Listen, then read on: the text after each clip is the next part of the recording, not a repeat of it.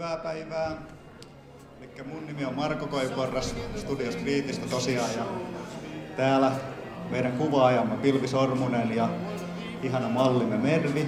Tässä sitten pieni näytös, minkämoisia kuvia siinä sitten voisi ottaa.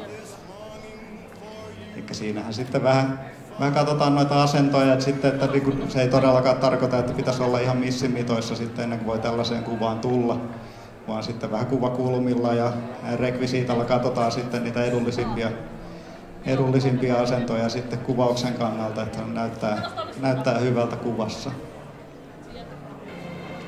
Näitähän on viime aikoina paljon annettu ihan sitten tämän tyyppisiä kuvia synttärilahjaksi ja nyt viimeksi ihan joululahjaksikin, että se on ollut ihan varmaan mieluisa lahja, ettei se rajoitu pelkästään siihen hääkäyttöön tällainen.